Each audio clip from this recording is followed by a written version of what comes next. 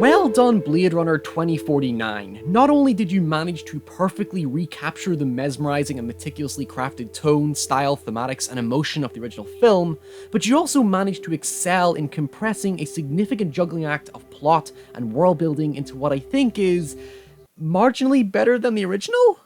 Alright, before I get swarmed by offended Blade Runner fans, whatever, each to their own, I have a massive admiration for the first film, but I don't hold it in the same high critical regards as others. The same main problem of the original is still very present here. There's no denying its extremely long-winded and excruciatingly slow pace that it made me lose interest in several occasions. To an extent, it's a very mood-dependent criticism, but at the same time, it doesn't justify how many shots feel arbitrarily stretched out to portray an artful tension or provocation that simply isn't there. When I was able to get past scenes that felt like a grind to experience, what 2049 does so well is appear simplistic in execution. Because instead of throwing jargon and exposition from seemingly all directions, the film is so much more invested in surrounding you with the utilities to construct an idea as to how this world operates and ultimately what it's become. It's cold, oppressive, and genuinely intimidating at times, which is heightened by the intense and poignant soundtrack that carries the overarching mood of a society that has radically declined since the original,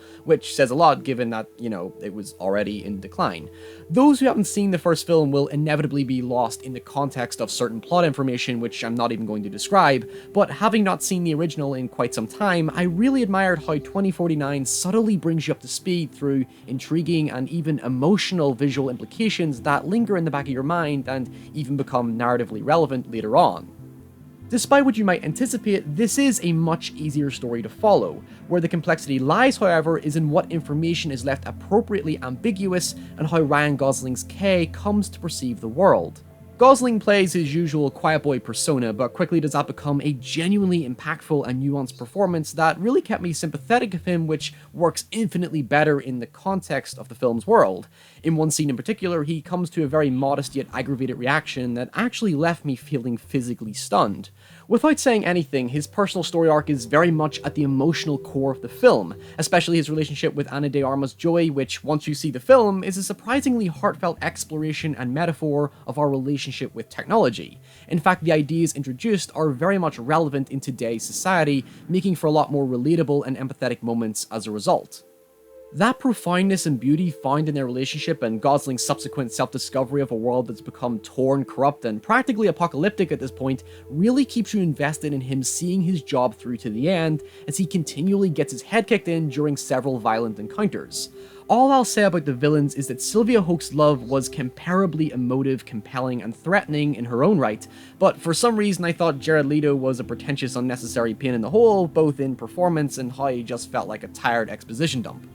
And the highly anticipated appearance of Harrison Ford's Rick Deckard is important to the story, but really, despite the marketing, his role neatly fits closer to the end of the second act, so don't expect much screen time from him.